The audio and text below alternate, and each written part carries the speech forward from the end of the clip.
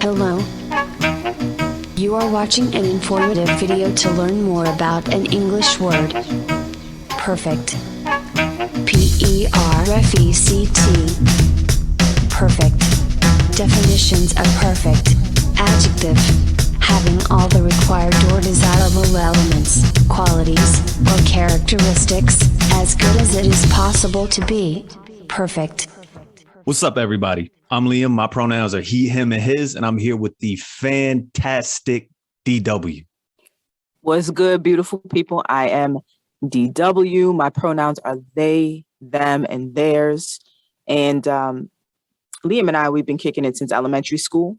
And you are listening to What's Perfect Really podcast.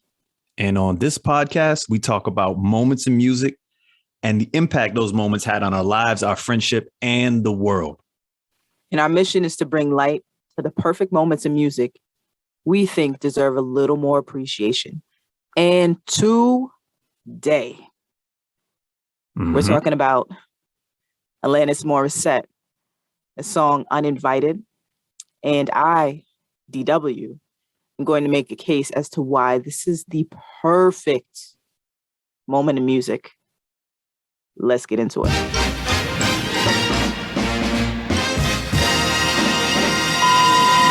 Yeah. shout out to Liam. Okay, Liam, shout out on the music end. The intro is Liam, the production, even the beat, all the things. Appreciate you, man. Yeah, except that last little jingle I stole completely from the internet, but the rest of the shit is me. Yeah. But thank you for getting we had an idea, threw it out there, and here we are. I got a little, I like it. I'm liking the transition.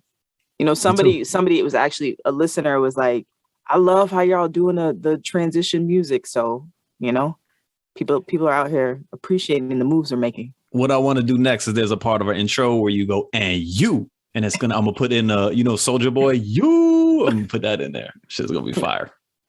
All right, we'll see how it goes. I don't know about that. But I'm gonna trust you on that one, but I don't know. I don't know if trust the process. I don't know if I want Soulja Boy in the intro, but I'm open. I'm open. Okay, we can do us mimicking Soulja Boy and then just like work some magic. Still don't know how I feel about it. Okay. Alanis Morissette, Uninvited, released 1998. It's on the soundtrack of City of Angels, the movie. Have you seen the movie? I have not, but it's Nick Cage and Meg Ryan. I like Nick Cage. Yeah, he's weird. I like that he's weird. Basically, I mean, Nick. I like Nick Cage in Gone in 60 Seconds. I never saw that one. I didn't see that one. That's I know he the steals car cars. movie. Yeah. Oh, that joint is dope. I don't know how enticing it is for me to be like, oh, a white man's an angel. Oh, okay. I'm gonna watch this movie. Is that the premise of the movie? Yeah, and I was offended. I went to go watch it on a streaming service. You have to pay. You have to rent it, like to pay. Oh, it's like one of those type of movies. Right. I mean, when's the last time you've rented a movie that wasn't released in the theaters, but you had access to see it on streaming? You feel what I'm saying? Yeah, I do it with my significant other. Sometimes you have to prove that a movie's dope, that they're like, that movie sucks. And I'm like, no, we're going to rent this shit right now. And I'm strapping you to the chair so you can watch this thing. Yeah. So what's the song about? I would describe it as an epic monologue of a person deciding if they should be in a relationship with another person. I did, however, do a little bit of research about the movie because I'm not paying any coins at all to watch this movie.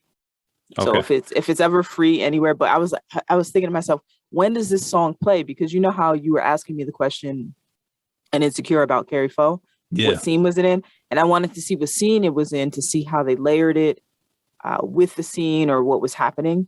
Yeah, like the impact it had on the movie or the show. Yep. Right. Because there was the other song that was released too.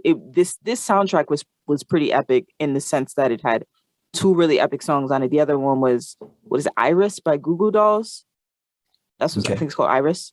You know what song I'm talking about? I remember the Goo Goo Dolls. I don't remember Iris, but I'm also not an expert on the Goo Goo Dolls. So Yeah, no, it was I can't oh man, I think I remember the intro, but the song is dope too. Is it dope? The song was dope. Yeah, I don't know if they won the Grammy for it or if Alanis won it. I can't remember. But it was one of those two songs I think won or was nominated for. Alanis might have been Uninvited, might have been nominated. Okay. But I think they were both might have been nominated because they were really phenomenal songs. It made you want to watch the movie. Back then I was like, oh, I want to go see the movie. Oh, really? Because this Google Dolls song is on it. I think this was Want to go here so I can hear the Google Dolls song. Young Liam didn't know this side of the young DW. Yeah, but I'm so excited I didn't go see the movie. I probably wouldn't have been disappointed. I probably been that was great as an adult. Literally, have you heard anyone bring up this movie other than I've never heard this movie brought up? Yeah. And I'm a fan of Nick Cage, and I've just never heard this movie brought up as like one that you're supposed to see. So right. But it could be one of those cult classics that we're missing out on. Could be. But I'm not paying for it. Period. I got you. Listen, I'm with you. Fuck that movie. All right. Song, yes. Movie, no. A perfect moment that's come up for you since the last time we were together. Yeah. So I have like a home, and I live in the home with my significant other. And my significant other like monitors like my food, what I'm eating. Oh my gosh. Okay, go ahead. And so like cookies are controversial, right? Because they're cookies. Like I like them. She doesn't like that I like them. But I found a cookie that I don't know if she's okay with it, but I found a cookie that works. Okay. And it's called Secret Cookie. What? And that's what it is. It's a secret cookie that's hidden. And I just pop that shit out every once in a while. Hold on, let me back up real quick because this is your moment. Yeah. But I want to. Why is there a monitoring happening? Oh well, like I don't know if I've officially become chubby, but wow. Like I've put on some weight, and I've been told that my food choices contribute to this outcome. So what I do is I wrap the secret cookies in like tinfoil and bury them deep into the fridge, like the part of the fridge that's like back there. So was the perfect moment that you have the cookie? What was that I figured out this secret cookie. That's my perfect moment. Okay. Yo, I'm not even going to go into it, but we're going to enjoy your perfect moment. Okay, thank you. All right, you get your secret cookie. You get your moment. We both get our moments. Yeah. So I'm gonna maneuver this perfect one. There was a perfect lesson that I learned this past week, and I want to share that perfect lesson with you and our listeners. Are you ready for this? Yeah, I am. Okay. I would like to hear this. So one day, I get a random text, and the text says, "What's going on, Jackson? Denise here. Did you hear about the party later? Want to go?" Oh, shit. Right. Interesting. Yeah. Mm-hmm. So let me just tell you my history with random texts. Before this text, there was another text that I got. I don't know if I shared this story with you. And I was in the grocery store, and this person is texting me. And all of a sudden I get the message says, "Why won't you call me back? Oh my gosh, this is ridiculous. You won't call me back. Like, we just slept together yesterday. And Whoa. You're not calling me back." I know it got deep real fast. "You're not calling me back anymore." And, I'm sending. So it started getting into these pieces. And I wind up texting the person back and saying, "I'm really sorry that this happened to you. And also, I'm not the person you're looking for." Yeah. So it was a fake number. Okay. I don't know if it was a fake. It might have been. They might have been a digit off from the other number. But I said, "I'm not the person you're looking for. I really hope. I'm really wishing you the best." Right. So that's the message that I sent. So I thought to myself, oh, let me, this is a random text. Let me send a message, let me be funny or like see, sometimes you may have random texts with people. Am I off? Have you ever done this before where a random text comes in and you're like, okay, let me just do a one text and, make it funny and we'll never talk again. Exactly. Just be human and have a nice moment. Yeah. Right. And it might brighten your day, stuff like that. So then I go, sounds fun, but I'm going to have to pass. I'm 38 with a child and I've had no sleep for days. If you do eventually text Jackson, I hope y'all have an awesome time tonight. Sunglass emoji. I know. Right. Because I'm cool like that. Yeah. Right. In my mind. I thought this was a great text. Like, you're going to have a great night. Go get drunk, have a blast, do whatever you're going to do. And I support that. Yeah, positive vibes. Yeah. What happens next? What happens next? What The does next happen text that comes in. Mm-hmm. LOL. That was supposed to go to my BFF. Think you would still want to provide that massage though? What? Exactly. Massage. What are you talking about? What just happened here? It turned really quick, Liam. Yeah, really quick. You're being manipulated. They gaslighting you. You into think a so? massage, something. Okay, I don't know what happened, but then I get this message. It's like, that has nothing to do with my message. You just, get the message. You go have a good time with Jackson or whatever. Yeah. Then the next message comes in. I thought, it was going to end with my message. It did not. It did not.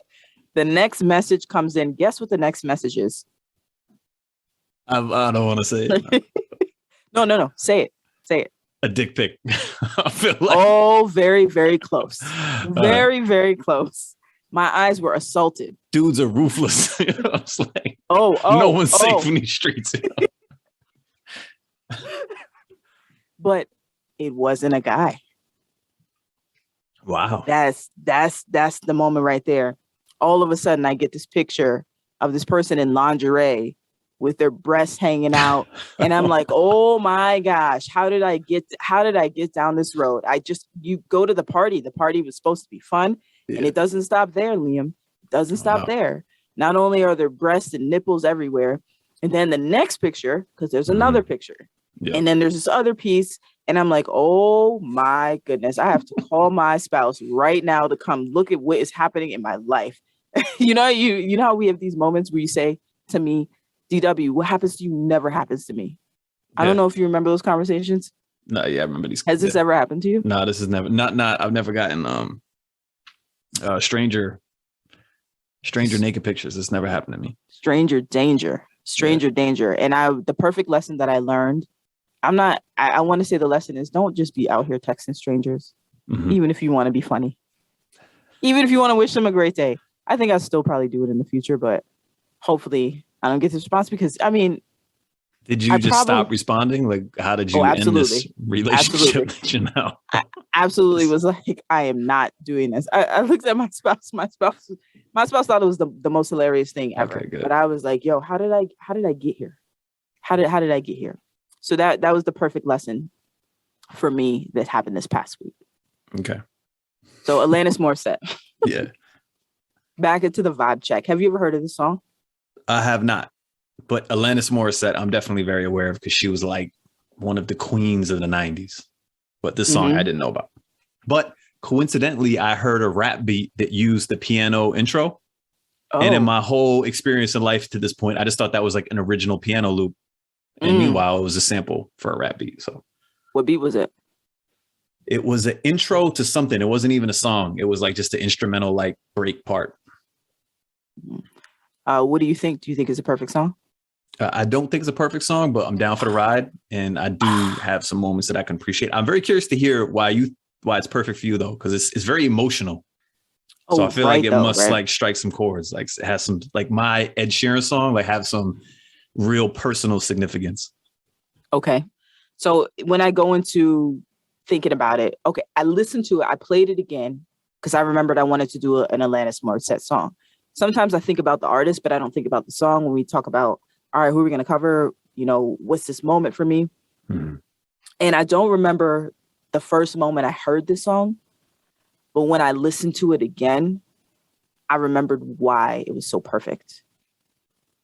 So the things that I'm gathering, even when I get the vibe of it, it's an epic workout song.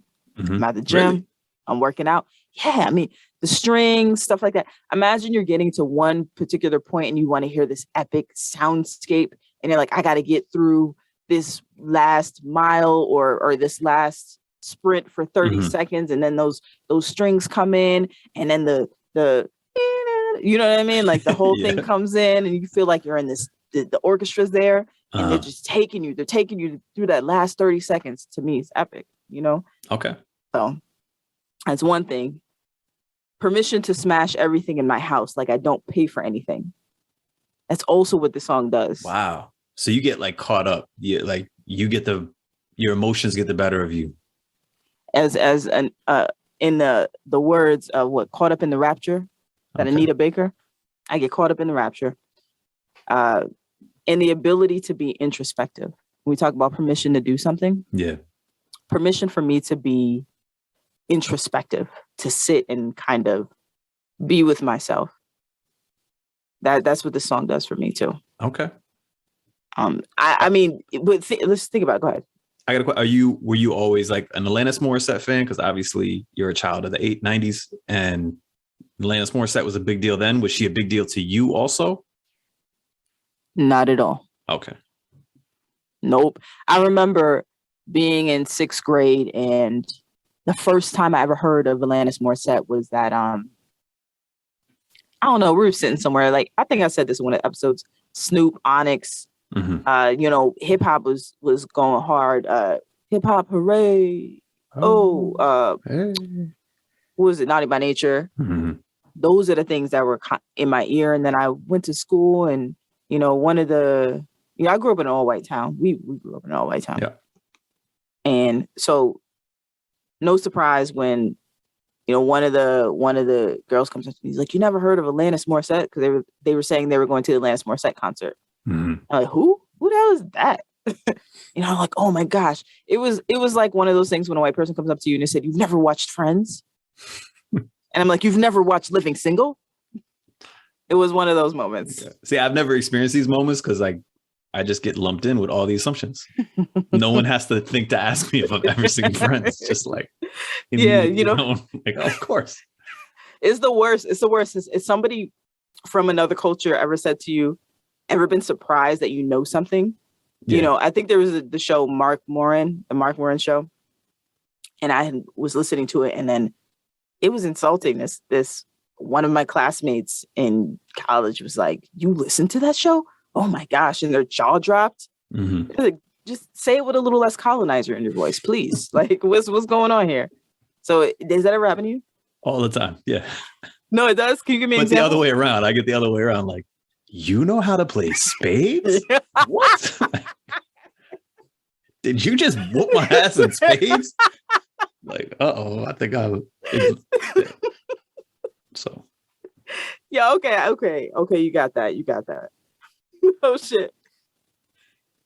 Yeah, no, that's a surprise though. Meanwhile, side note, I taught my little cousins all how to play spades.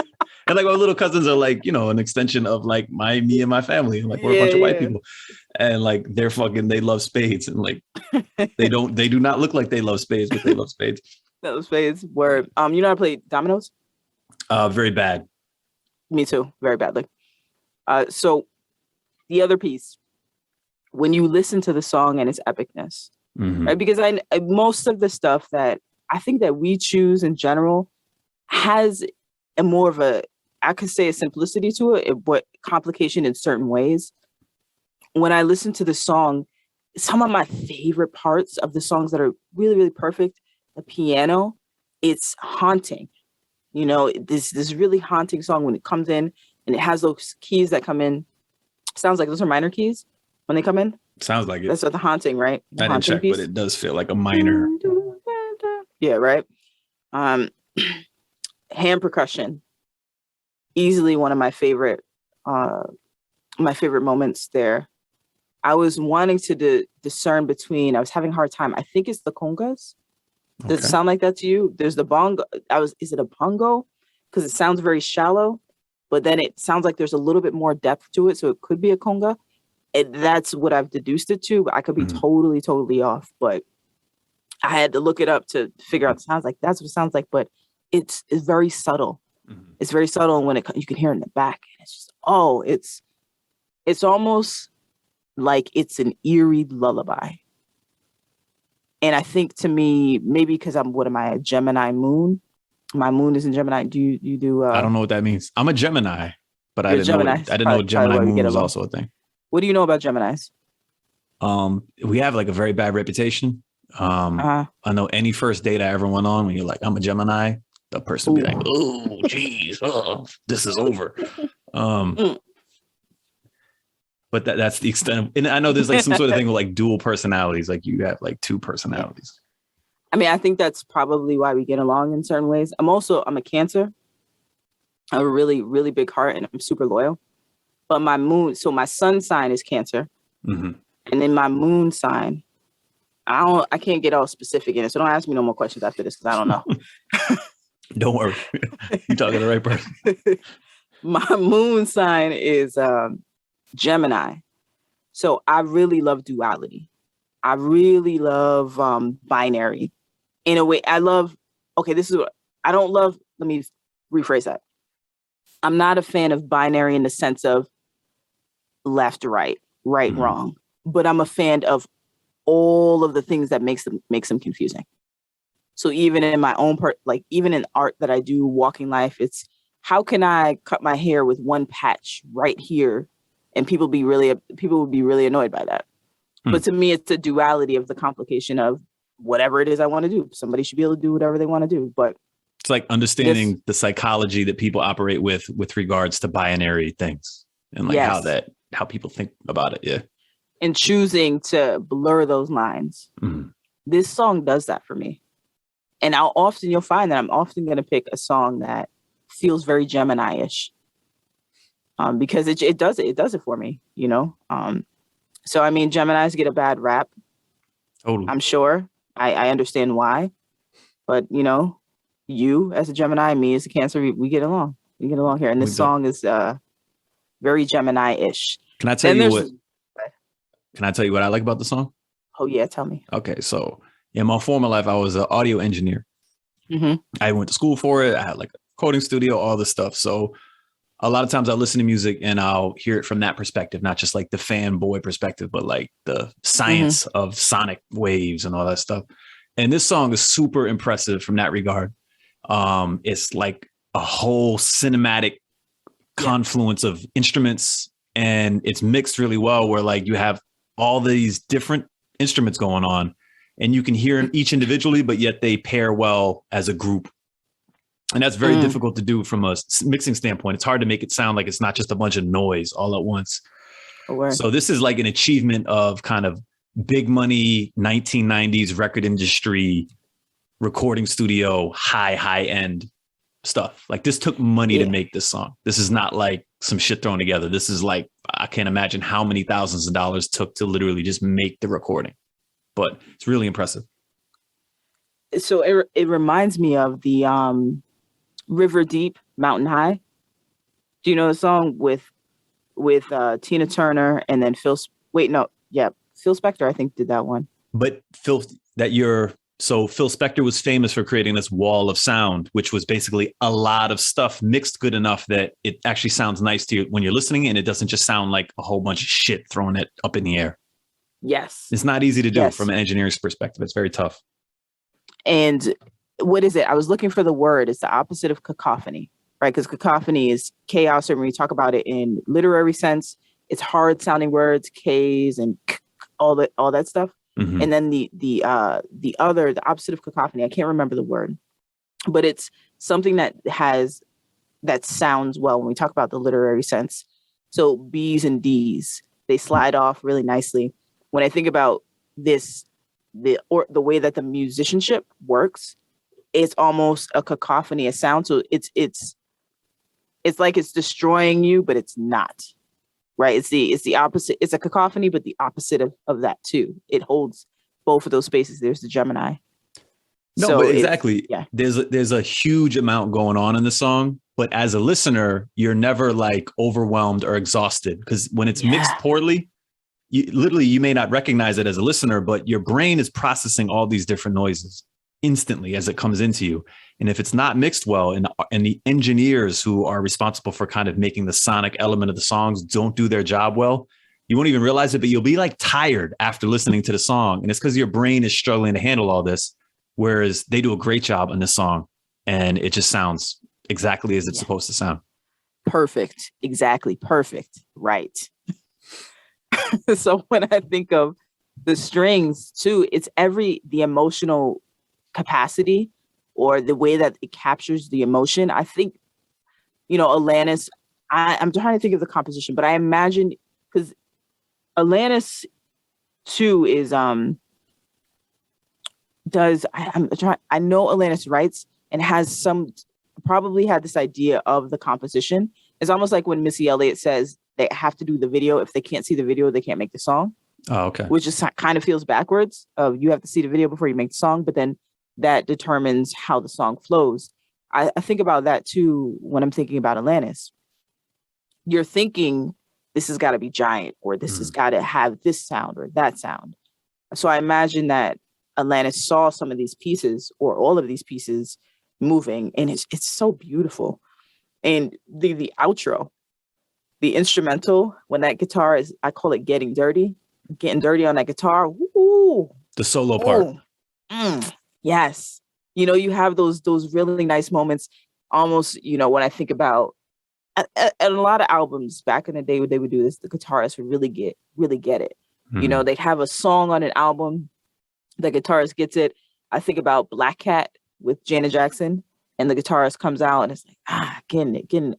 So a couple, I think in the 90s that was really, really big, but maybe in concert now that happens a lot. Yeah. But you are right in the sense it happens much less today because the amount of money in the recording process, in the song creation process, because technology has made it so easy for everyone to do, there's not as much effort poured into those moments. So songs like this are way more rare nowadays. And you just don't see it as much. It also reminds me, when I was thinking of it, of Miss Lauryn Hill, song structures.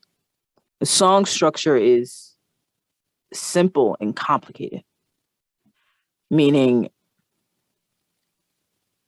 how do I say? There's an outstanding ability to emote, right? And that's the commonality I see with Alanis and I see with Lauryn. This outstanding ability to take something and really, really bring it to life. But also Alanis's lyrics are I just think Alanis is an exceptional writer on so many different levels. And I was watching the bio and it said Alanis was born gifted. I don't really know what that means. What do you think that means when someone says you're born gifted? I mean, my mind instantly goes to this thing where when you're young, you learn stuff real fast, like whether it's the piano or math, like you just have an innate ability to develop the skill very quickly relative to your peers. That's my guess. I hear that. I was thinking about, I started to think about Rain Man.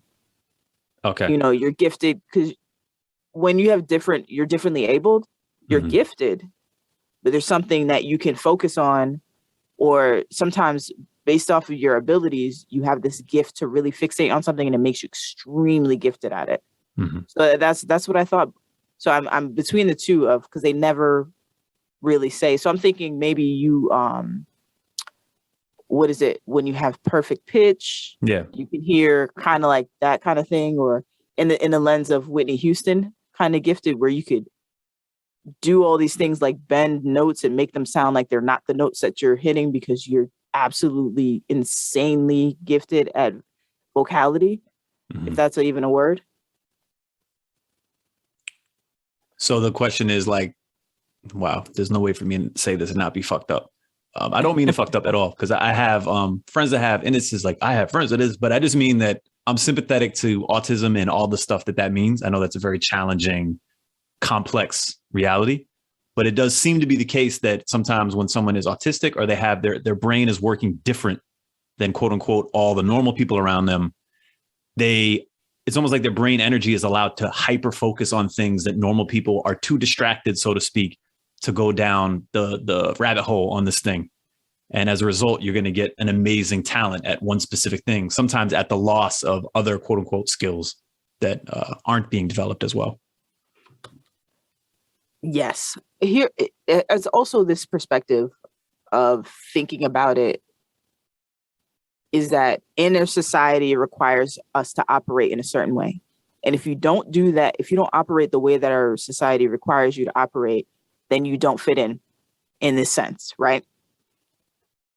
So my thought is, when we talk about gifted versus this versus that, it's a thought of, if we weren't required to sit down, like school is training.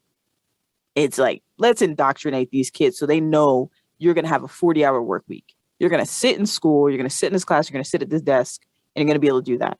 And everybody should be able to do that. And if you can't do that, then you're a badass kid. Mm. But think about that. What if we lived in a world that capitalism didn't run it? And somebody had the opportunity to say, so in other cultures, for an example, somebody is any ability that person has, that culture lifts it up. So for me, sitting in a classroom was always extremely hard for me. But what I didn't know is that my gift is in storytelling. So maybe I would be somebody who was groomed in my community to be, let's say, a griot, someone who knows the history of the community, and that was my job. But that's my gift. And I think in the way we talk about different abilities, the people who are able to hyper focus on stuff when there's chaos going around you, that's a different type of ability that could be a gift in a certain culture. But in our culture, we don't value differences. Mm-hmm. We value like sameness all the time. Yeah. So when I think about that like that's another perspective that I think about when we talk about people who have different abilities, mm-hmm. including ourselves. Like everybody has these different abilities. And Alanis has these different abilities. And I think about music being able to, like you said, pick up on things. That's something that I'm now thinking about when you say that. Something else I thought was interesting. What's that? So Alanis is mostly known for Jagged Little Pill. Have you heard about the album? Oh yeah, that was what made her a 90s queen. The 90s queen, the Jagged Little Pill. Why? Why would you say that? So I just remember I was of the age where I don't think I understood pop culture. I was more like it was happening to me. I didn't have a thoughtful process, but I just remember that being everywhere. And she had like a bunch of hit songs from that album. You couldn't avoid it. It was on radio, MTV. Mm-hmm. The internet wasn't really a thing, but everywhere else, Jagged Little Pill was rocking. It was massive. It was massive. And when I started to think about why was it so massive, not only is it beautifully clever, beautifully put together, and really raw in these certain ways. And I think that when you touch on people's heart spaces, you get something that can be massive in that way. But I also think that it created this other movement. And I'm going to talk about, I was looking it up really quickly. I went to Wikipedia because I was like, what was feminism like in the 90s? What was going on there? Because when I think about Alanis Morissette's Jagged Little Pill, I think it was like the soundtrack to feminism for a lot of white women specifically. But I do think there was, in general, I don't want to just say white women, but also for those who were in there, it could be a soundtrack for them as well, right? Who may not identify as white. But what was interesting for me is that in the 90s, it's according to Wikipedia, in the 90s, there was, do you remember Clarence Thomas? Oh, yes. Yep. Right. So do you remember the then and now? Do you remember the sexual harassment? Correct. Yeah. Anita Baker. I think it's Anita Hill. Not because Anita Baker's a singer. Yeah. Yeah. Right. So Anita Hill. Right. This happens. I'm thinking about the string of the 90s, and it's very significant. I kind of remember that when I was younger, that it was significant that this was happening. There were so many different commentaries that was happening wherever I was. But there was this significant person that Wiki says is Rebecca Walker, who writes an article in Miss Magazine, Becoming the Third Wave. That's what the article's called. And the article's in 1992, which coined the term third wave. And specifically, this is the quote that they take from it. Do not vote for them unless they work for us. Do not have sex with them. Do not break bread with them. Do not nurture them if they don't prioritize our freedom to control our bodies and our lives. I'm not a feminism feminist. I am the third wave. This is significant.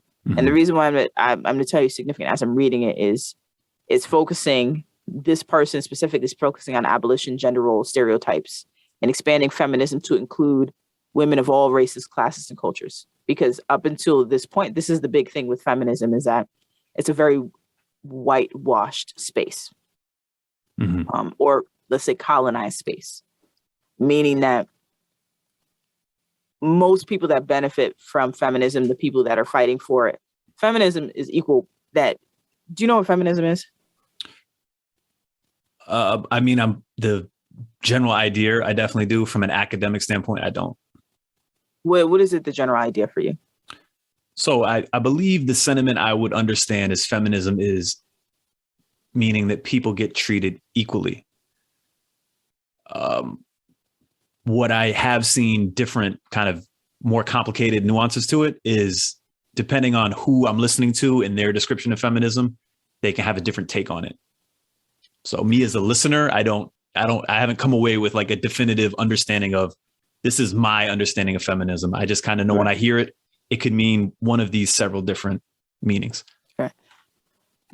For me, that's the general meaning that I walk away with. You know, when I was younger, feminism was like a very scary word to me. It was very scary because it's like, oh, you're a feminist and you didn't want to be called a feminist because that means you hated men. For some reason, it was like in opposition. You couldn't coexist. There's no such thing as coexisting. Like, oh, yeah, I want to have rights and stuff and autonomy over myself, just like you do. And that can coexist. But, you know, that thought of you can't do this because that means that you hate this or whatever. And binary, here we go again. But I thought this was significant because in the Jagged Little Pill, the songs and the stuff that's covered in there is just a lot of things where you didn't say that stuff at the time. You know, especially in the 90s, we say is the golden era of hip hop. And like we can say in opposition, the duality of that is here you have even Lauryn Hill and Alanis Morissette with these albums that are really touching on, yo, what are y'all doing? What are we saying? What are we doing here? And asking the questions and telling the stories of these things are really real and they're harming people. And this album was very significant in that way, where it's painting a very vivid picture. You're not alone. I've done it. It's happened to me. And I'm this person who seems giant, right? I don't think Alanis was thinking that, but Alanis was telling stories that were very visceral and real for Alanis. But also what that was doing in creating those stories, you were allowing people to let go of, kind of lift off all of the other pieces that nobody could say, nobody would talk about. Is that same thing with when we talk about hip hop? This is the realest show, but we're not going to talk about domestic violence or misogyny. We're not going to talk about it, but this is a real show. But when we go around that, people are like, oh, never. It's almost like never hit women. Yeah. As if it couldn't be, as if other people besides women and femmes could be harmed by that. Right. It's just this very direct thing, but we're not going to talk about it because it's dangerous. So are you describing this idea of third wave, kind of like you have previous generations of feminism that were not inclusive and were exclusive? Is it exclusive? I don't know what the word is. Yeah. That's like, yo, we're doing our thing over here. Technically, you would in theory benefit if you were part of this, but we're not interested in you being part of this. And third wave was kind of like, no, we want as many people under the tent as possible. I say yes, but it's also, we're doing our thing over here. Come do this thing with us. And when we don't need you, fuck you. Okay. That's kind of what more specifically what it was. And this one saying, we're not going to do that. We're not going to do that anymore. Kind of like the Black Lives Matter movement, where it's like, either you're Black or you're queer or you're a woman or femme or you're differently abled. But you can't be Black and be all of those things. And that was when the Black Lives Matter movement here that was started by 3 queer individuals. Having this movement, it was basically the opposition of what the movements looked like before, because they were very cis Black men. You couldn't be queer or anything, like we would hide you because we didn't want it to detract or distract from the movement. But in the movement this time, when we're talking about 2020, people are saying, no, trans women matter, trans men matter, we're all Black and we have all of these intersections and you need to honor it. So I'm saying this because when you listen to Jagged Little Pill, this is this discovery. That's why it's significant and huge, because it's almost like it's the first time that people got to hear that massively in that way. Not saying that other people weren't doing it in music, but something about the way that Alanis was delivering it, it just, really It was everywhere. You was everywhere. couldn't hide under a rock. It was going to find you. This Jagged Little Pill was like right. dominant pop culture. Exactly. And the music industry is very misogyny based. So to have this just streaming through where people didn't want to play it on the radio, but you can't not play it on the radio because it's so good and so many people are requesting it, that it was almost this breakthrough, a refreshing breakthrough for people who look like me or in my body, of being able to hear yourself. I know it's refreshing when I listen to Tia or Wack or No Name or any of those people. It's refreshing to hear that perspective because it's like, you get it. Blowing into the mic. One thing I think that is interesting about Alanis Morissette in this 90s thing is, so when we're doing this, I did like a little question for you, like, you know, who is the sleeper 90s artist? And I like had to research this. And there were so many people from the 90s that I've forgotten, right? And there were big artists in the 90s, but Alanis Morissette isn't. And it's probably some of it is because she did feel unique. You know, I even remember young Liam she just seemed different than other singers who were famous. I didn't know why. I couldn't put my finger on it, but maybe some of it is what you're hitting on. And I was thinking about it. How is that move? How is it significant? Why did this happen like this? But it's also when Alanis describes in the biography and stuff like this, is my interpretation of it, is that it was about losing, because Alanis was a pop star in Canada and as a teenager. It was about losing that piece and letting that go and becoming the real person. For a while, Alanis was feeling like there were so many masks that Alanis had to wear. And it was the first time that I'm describing it in my perspective. And she was naked.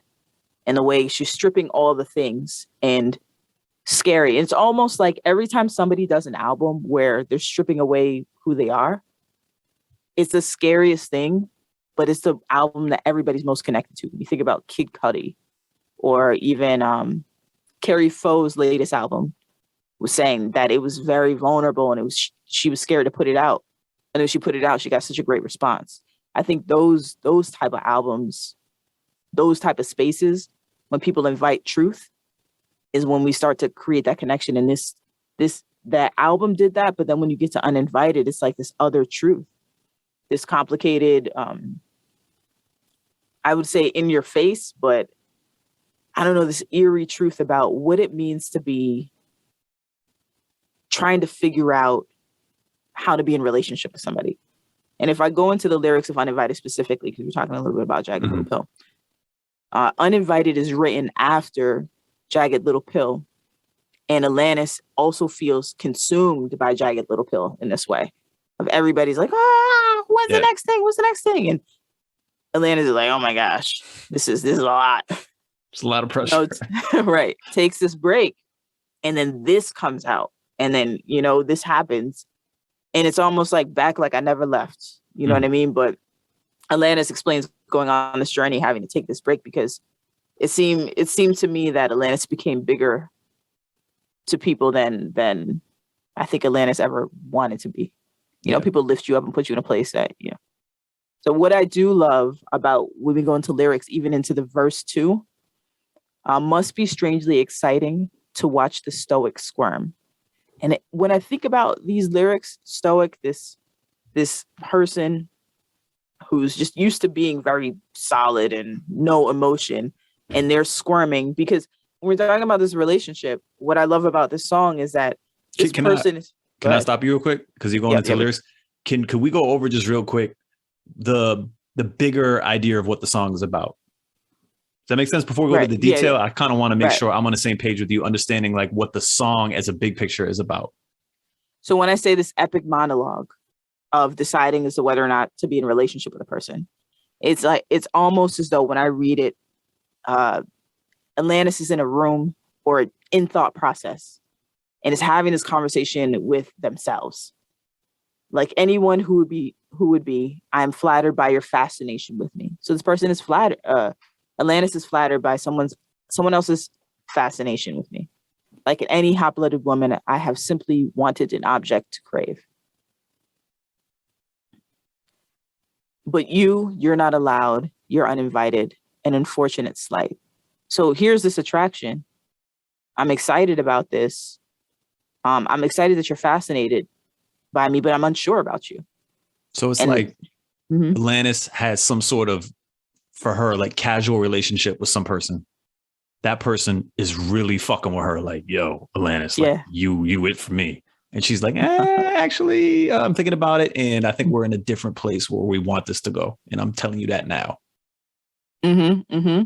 And then you even go into verse 2. Must be strangely exciting to watch the stoic squirm. Must be somewhat heartening to watch shepherd meet shepherd. So it's very interesting, this verse 2, because that's the reason why I wanted to watch the movie. Because I wondered if Alanis was inspired by the concept of the movie and then wrote it, or like how that worked. Because when you think about an angel coming down and messing with all the humans, it's like, I'm an angel, come down to earth. I want to be with this human, but I'm not supposed to be with this human.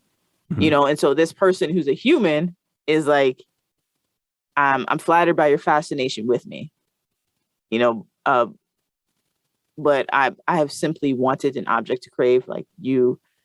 I want to crave you, like any hot-blooded woman would want to do that, but I'm not allowed. You're not allowed. You're uninvited.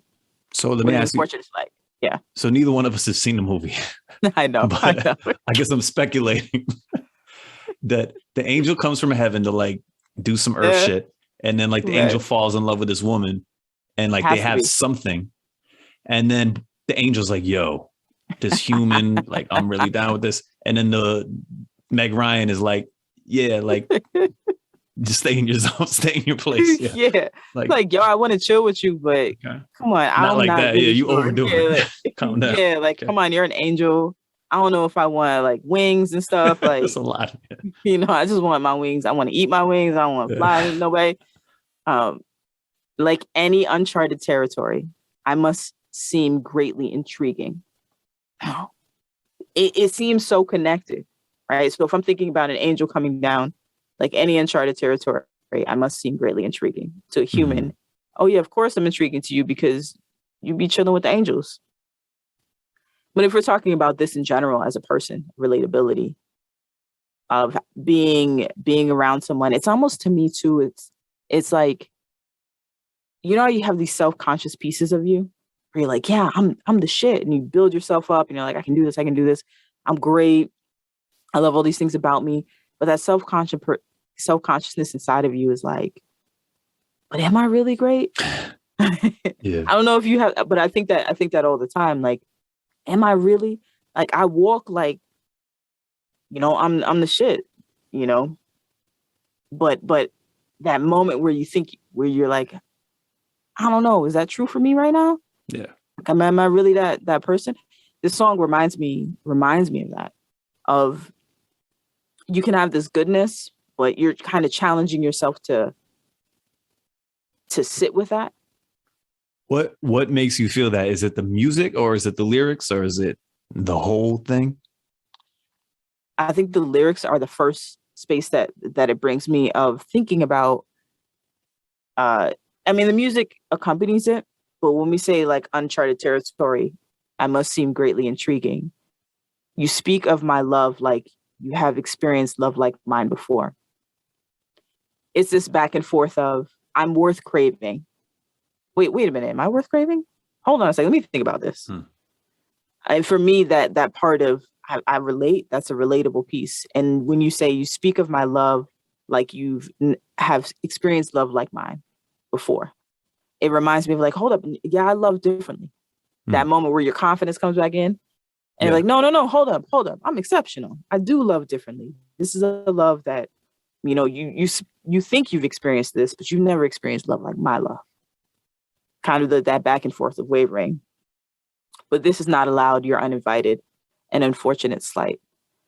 So is it that person's not allowed to be there, or I'm not allowed to love? Oh, like what is actually being uninvited, the person or this feeling? Right. Should I not even have the, but it takes me to all those different places.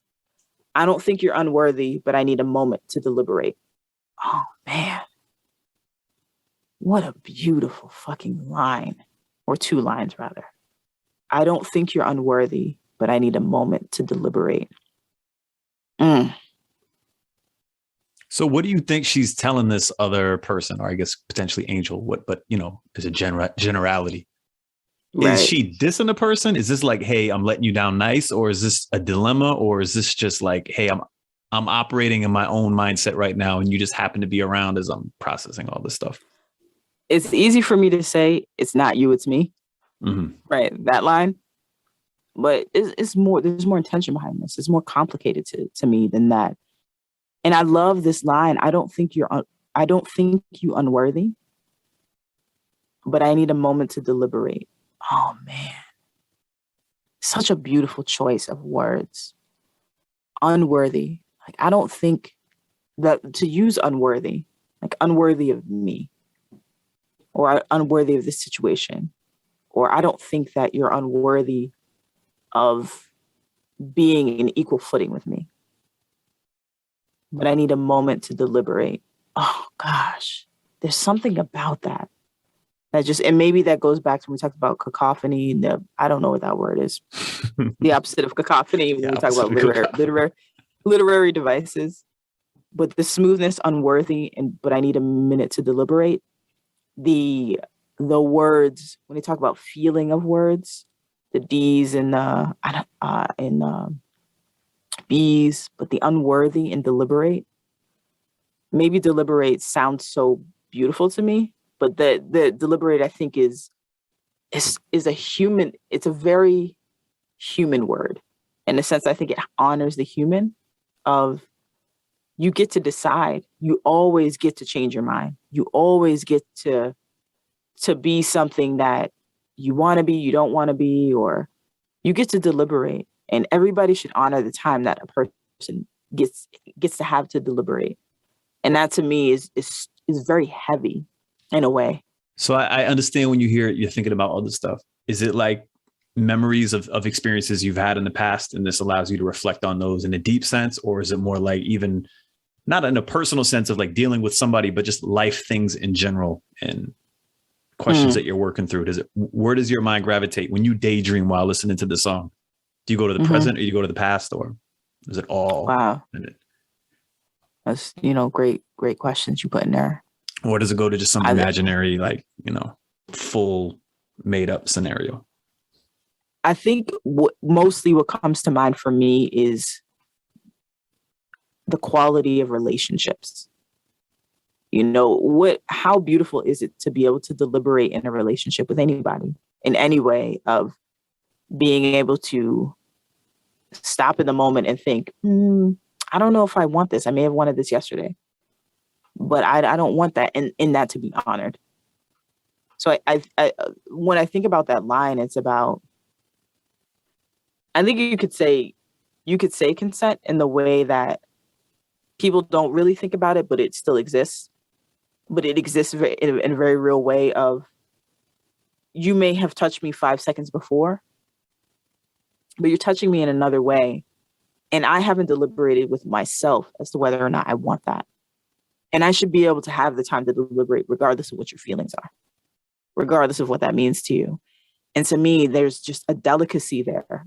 Here is this human person, and we treat them with delicacy and with kindness, and we give them the time that they need in order to do that. And it's more about the humanity of the person rather than about the decision and what soothes the person who's making it. I don't know. More about the quote unquote object than subject, maybe. I don't know if I said that.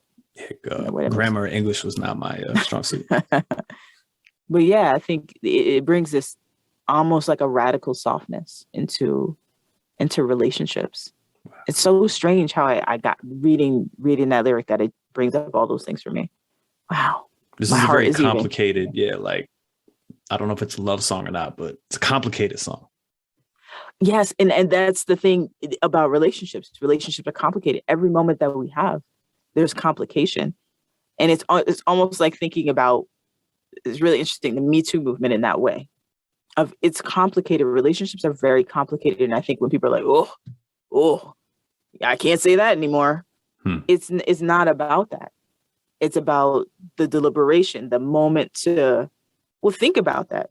Mm-hmm. Think about, what are you saying when you say that?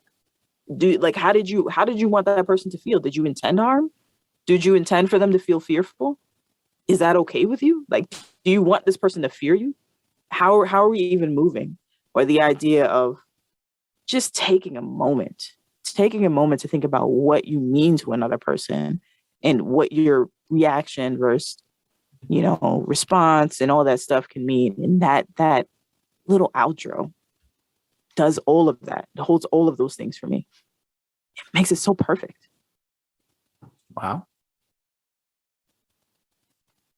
This one definitely is like, this is like your, like the chink in your armor song, Found It. No, yeah.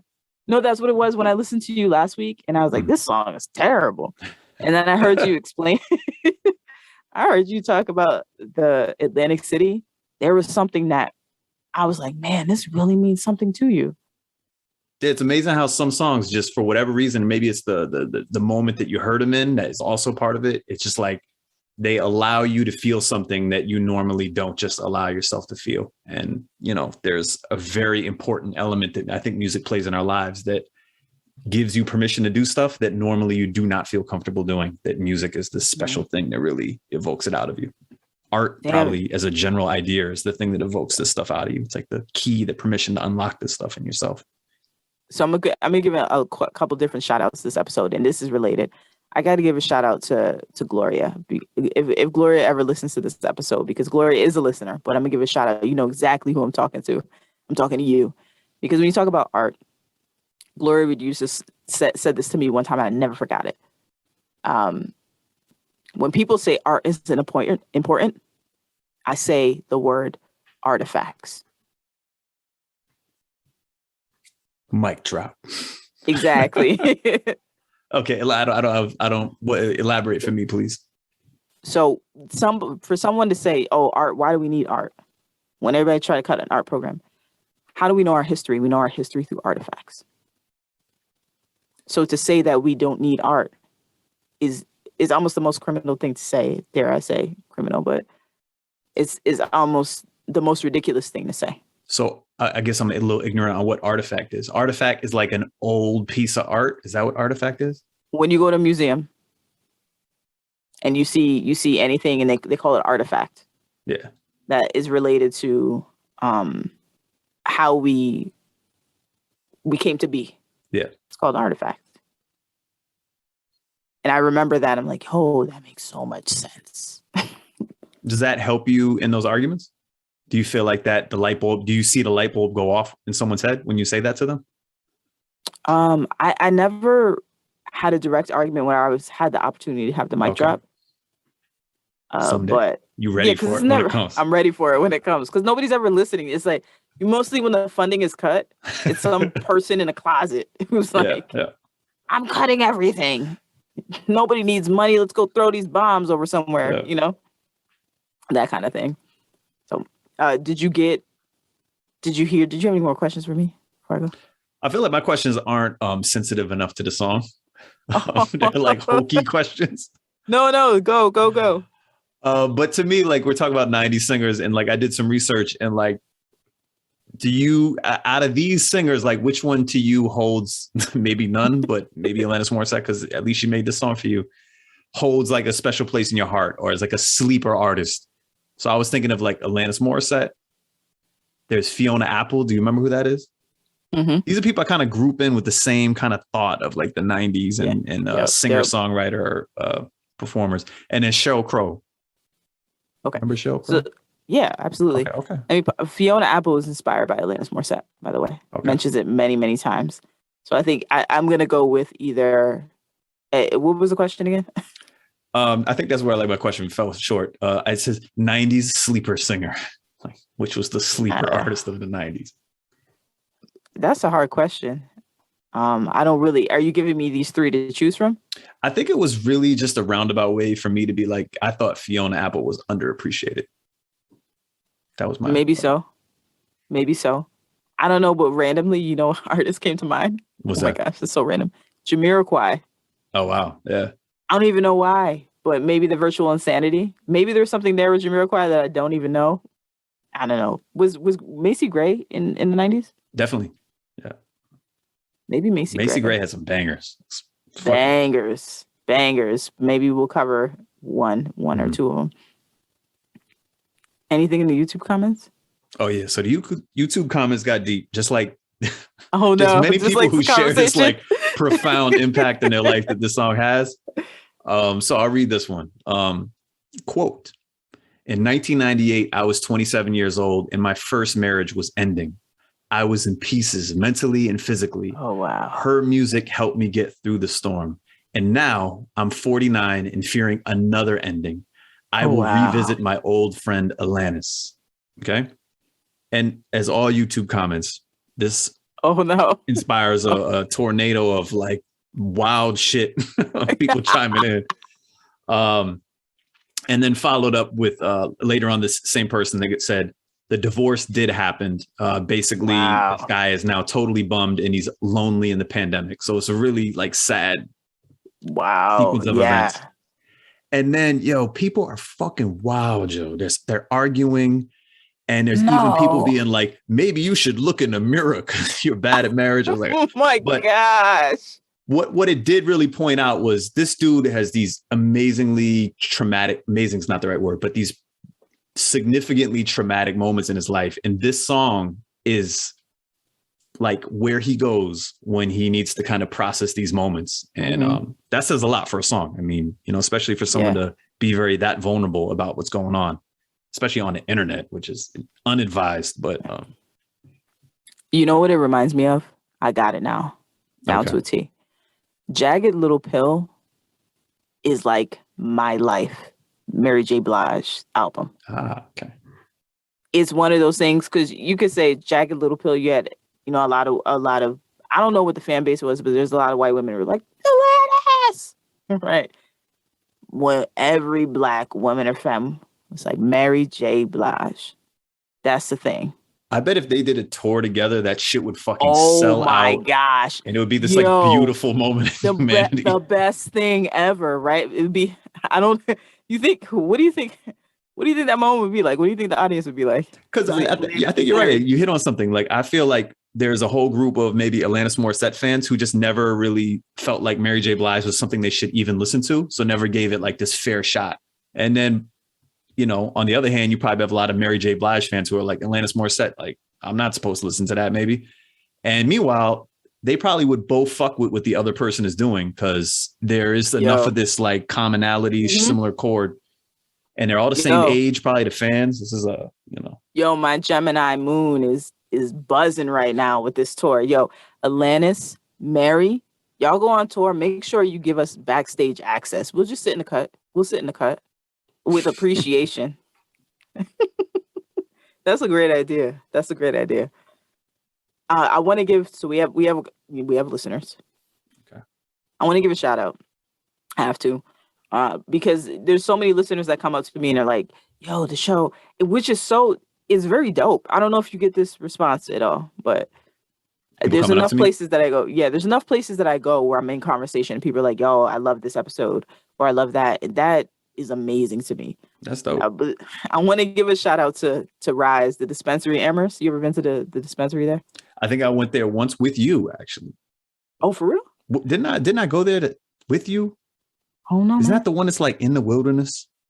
Maybe. Oh, it's right by Townhouse. Yeah. Yep. You went there? I didn't go inside. I was like parked outside. Liam, it might have been another black person. Like, we don't all look the same. But now I want to give a shout out to my homies over there because every time I go into the spot, they're like, yo, DW, listen to the show. They're regular listeners. They show me so much love. So I want to make sure they get to see y'all listening. Super, super shout out to the Amherst location for always coming through and giving great conversation and great products as well. This is not a sponsor. This is not exactly. Sounds not like a plug. It's not a plug, but it sounds like it. They're not paying us, but you could, Rise. You could. But I gotta give a shout out because the people there are really, really dope. And they don't have to be, but they are. I had a few questions for you, Liam. Are you ready? I am, yes. Let's do it. Alanis took a trip to India. Remember, I briefly mentioned this. Well, maybe I didn't, but I briefly mentioned there was a gap between Jagged Little Pill and Uninvited. In between that gap, Alanis took a trip to India to find her peace. If you were going on a journey to chill, to vibe, maybe find your peace, where would it be? So I would do what Che Guevara did. I would do this motorcycle tour through South America up to like wherever he went to Mexico. I forget it, but Che Guevara, the like revolutionary dude in Cuban Revolution, and had all this like socialist thoughts. I'm not saying I subscribe to everything he says, but I admire the guy and his journey. And he has this very pivotal moment in his life where he gets this like broke down motorcycle and he goes all the way through South America on these like back roads. I would do that. Oh, no, sorry. That No, you wouldn't. And there's another book called Zen and the Art of Motorcycle Maintenance, again, tied to maintenance, motorcycles, journeys. And this guy writes this book about his journey, you know, fictional, through like Montana, South Dakota, and these big, wide open plains, and all this time to think and spend time to yourself driving around on a motorcycle. So I would do one of those two things. Dope. Alanis was a teen sensation / celebrity. If you could choose fame as a child star or adult star, which would it be? Oh, definitely as an adult. It looks really difficult for kids who are famous. Just have like, I feel like the success rate of children becoming healthy adults when they're child famous is not a high success rate. Facts. I figured you'd probably go for adult Yeah. star. Okay. So we talked about Jagged Little Pill. If you could pick any song off of Jagged Little Pill, do you think any of those songs is better than the one we're talking about right now? Head over Uninvited? feet. Head over feet. That's what's called Head Over Feet? Yep. Gang, gang, Wait. gang. Like D thing would say. I was gonna say, do you have a favorite song? Is it Head over feet. Yeah. Yep. wait, how does that one go through the course for me? So you put me on the spot and I forget what it is, but the reason I love that song, you may notice like a common trend in songs that I like. She's like basically professing her appreciation, love, and like she's like, I fucking love this dude. Or it could be anybody, but it's just like there's this moment of vulnerability where like you do it for me. And you're the person that I want to rock with. Right. And I always like when women do that. No, I was thinking is that hand in my pocket. I got one hand in my pocket, and the other one's that was Shell Crow. Cigarette or healing attacks. That no. That's not. That is Alanis Morissette. Whoa. She has a bunch of hits, so maybe no, I think you might be. Yeah, Cheryl does have a bunch of hits. But what did your dad have to say? So, do you think my dad knows who Alanis Morissette is? Don't even finish the sentence. Yes. Okay, I have recorded evidence. You know an artist by the name of Alanis Morissette? Oh, yeah. Jagged Little Pill, and she's been around for quite a bit. Yeah. Yes, your dad's a feminist. Not the feminist in the 60s sense, but the feminist in now real time. Third wave. Is that what they're called? Third wave. Yeah, the third wave feminist. My dad's a third wave feminist. What's your singular most fantastical moment? This is my old audio engineering hat goes on, and it really is impressive. Like the ability to mix and create all this quote unquote chaos going on in the song of these different types of sounds. The fact that they mix it so well and it sounds like one real experience. I tip my cap. Mm-hmm. I was going to go with the lyric because you know how I felt about the deliberate piece. Mm-hmm. But for me, it's I'm going to go congas. Oh, really? It's that one little moment. I think that's the instrument, but it's definitely a hand percussion that comes in, and it's so simple because there's so many things that are happening. Catching it's like I got a sneak peek in the back room by listening to that one sound, and it does something. I guess really romantic. Like it's a really romantic connection. I feel in that moment the moment that it comes in. And it seeps through the song every so often. This is beautiful. It's beautiful. Dope. This is your joint. It is my joint. You can tell, right? It's like really, really there. Where can people find and listen to this song? This one's everywhere, YouTube, Spotify, Apple Music. Again, like you stated, though, it's not an Alanis Morissette quote unquote song, even though she is the artist, but it's technically on a soundtrack. So when you look it up, you'll not see it tied to an album that's hers. We also have a playlist, a YouTube playlist at What's Perfect Really podcast. And we add the songs to our playlist. So Liam will be adding a song, right? Yeah. And Spotify too. We have a split playlist there too? We do. Yep. Oh, so see, you can get it on our Spotify playlist, or so you can follow our What's Perfect Really podcast Spotify playlist, or our What's Perfect Really podcast YouTube playlist, and you can find the songs, and some of them have the videos to accompany them. And also, share with us your perspectives. How did you experience this moment in music? What's your experience with Alanis Morissette? What was happening in your life? Clearly, I'm really connected with it. You can discuss this moment in music with us by dropping a line at whatsperfectreallypodcast@gmail.com. You can also share your stories on IG, Instagram at What's Perfect Really Podcast, and Twitter. I included Twitter this time. Yeah, we're on Twitter. Okay, check this out. This one is a little tricky. It's WHTSPRFCTRLY. It's What's Perfect Really without the vowels. Yeah. So if you go through it, What's Perfect Really? No vowels. Catch us on Twitter. Correct.